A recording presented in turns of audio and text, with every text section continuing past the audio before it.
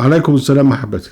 أهلا وسهلا بكم في برنامجكم العظات القرآنية، وهذه الحلقة رقم 761، ونتابع فيها في هذه الحلقة مناسك الحج وقت الإحرام، ونتحدث عن الهدي.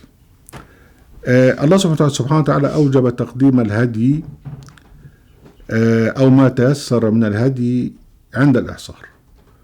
قال: فإن أحصرتم فما استيسر من الهدي، يعني تبعت هدي أو ترسل فلوس لواحد يعمل هدي، وبعد ذلك يعني تكون في مكانك. وأوجبه الله جل وعلا على من أراد الجمع من الحج والعمرة، فإن أمنتم فمن تمتع بالعمرة الحج فما استيسر من الهدي. وبعدين مش كان معاه هدي، فلما يجد فصيامه 3 أيام في الحج و7 إذا رجعتم، تلك 10 كاملة، ذلك لمن لم يكن أهله حاضري المسجد الحرام. الآية 196. والله سبحانه وتعالى أوجب على من يقتل الصيد، أوجب على من يقتل الصيد وهو محرم أن يعني يقدم هديا بنفس حجم ما قتله من الصيد. يا أيها الذين آمنوا لا تقتلوا الصيد وأنتم حرم، ومن قتله منكم متعمدا فجزاء مثل ما قتل من النعم يحكم به ذوى عدل منكم هديا بالغ الكعبة. واحنا تعرضنا في هذا في حلقة سبقت. ما عدا ذلك بقى، فتقديم الهدي من ضمن مناسك الحج. وقلنا ان الله سبحانه وتعالى ضمن للناس الماء، الشرب، ماء زمزم، بئر زمزم، وهي طبعا بئر لا تزال يعني تنبض بالماء من أول ما كان في مجتمع بشري لغاية الآن، وده في حد ذاته إعجاز غير عادي. يعني أن ينبع الماء من منطقة جبلية، واد غير ذي زرع، وينبع منها الماء ومستمر من أول ما ربنا خلق الكرة الأرضية. ده شيء طبعا يدل على أن هذا المكان ربنا سبحانه وتعالى جعله حرما له، والناس يذهبون إليه يجدون الماء على غير العادة طبعا في أي مكان بنفس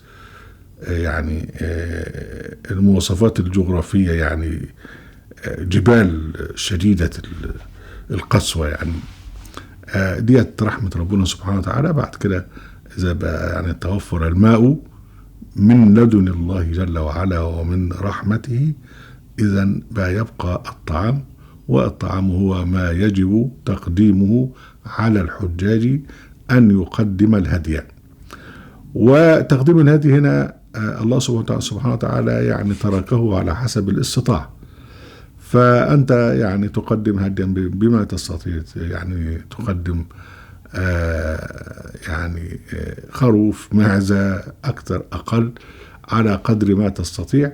ويكون بهذا الذين يذهبون للبيت الحرام حتى بدون أن يكونوا في حالة إحرام، يعني يكونوا ضيوفا يجدون الماء ويجدون اللحم. فربنا قال: حتى فاطعموها القانع والمعتر. القانع اللي هو الإنسان اللي هو لا يطلب، والمعتر هو الذي يتعرض بالسؤال ويقول لك: لو سمحت اديني حتة، أو اديني من الحتة دي، اديني من الكتف ده، أو اديني من الورك ده إلى آخر. الله سبحانه وتعالى أوجب أن يكون الذي يسير إلى الحج أن يكون آمنا، وأن يكون الهدي الذي يصطحبه آمنا، وأن يكون حتى القلائد اللي هي تميز حيوانات الهدي من غيرها أن تكون آمنة، عشان مش حدش ياخدها عشان خاطر ضاعت كده في وسط بقية الأنعام. وربنا قال: يا أيها الذين آمنوا لا تحلوا شعائر الله ولا الشهر الحرام ولا الهدي ولا القلائد ولا آمين، أي قاصدين البيت الحرام يبتغون فضلا من ربهم ورضوانا، وإذا حللتم فاصطادوا. هو في خطأ لغوي بنقول لك استحلال. لا، هو السين والتاء للطلب. استحلال يعني طلب أن يكون حلال، زي غفر استغفر طلب الغفران. فكلمة استحلال مش صح. هو لا تحل الحرام. فالبيت الحرام الحرمة بتشمل من يأتي إلى البيت لابد أن يكون آمنا، وحتى الهادي بتاعه وحتى القائد لابد أن تكون آمنا، لأن طبعا وبعد كده ومن دخله كان آمنا. أي نوع من أنواع الحياة في داخل البيت الحرام لابد أن تكون له حصانة من الاعتداء. فما عدا طبعا الهد الذي يقدم طعاما لمن في البيت الحرام. وربنا سبحانه وتعالى قال ليشهدوا منافع لهم واذكروا اسم الله في أيام معلومات، للأيام اللي هو بتغطيها في الحج في خلال الأشهر الحرم، على ما رزقهم من بهيمة الأنعام فكلوا منها وأطعموا البائس الفقير، الآية 28 من سورة الحج. وربنا سبحانه وتعالى يجعل هذا من شعائر ومن حرماته. قال سبحانه وتعالى ذلك ومن يعظم حرمات الله فهو خير له عند ربه وأحلت لكم الأنعام إلا ما يتلى عليكم. وقال سبحانه وتعالى ذلك ومن يعظم شعائر الله فإنها من تقوى القلوب لكم فيها منافع إلى أجل مسمى ثم محلها إلى البيت العتيق. وربنا سبحانه وتعالى قال والبدن جعلناها لكم من شعائر الله لكم فيها خير فاذكروا اسم الله عليها صواف يعني وهي قائمة، فإذا وجبت جنوبها يعني ذبحت فكلوا منها وأطعموا القانع والمعتر كذلك سخرناها لكم لعلكم تشكرون. الآية 36 من سورة الحج. إذا هنا شيء أوامر ونواهي، يعني نواهي أن تقتل أي شيء حي، وأوامر أن تذبح حيوان الهدي. وهنا يعني هنا معنى الإحرام، معنى الإحرام أن أنت تطيع. ما تسألش ليه أطوف كام مش معنى، ما تسألش ليه إن أنا يعني لا أقتل حيا وبعدين أقتل الصيد أو أذبح الصيد. لا تسأل، أنت عليك أن تبادر بالطاعة. الله سبحانه وتعالى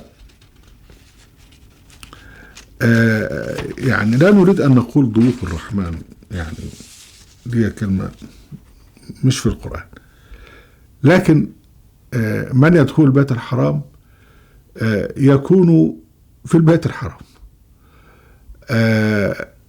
يحظى بالأمن ويحظى بالطعام ويحظى بالشراب لأنه في بيت الله. يعني خلي بالكم ده الحرم المكاني، يعني كل الكرة الأرضية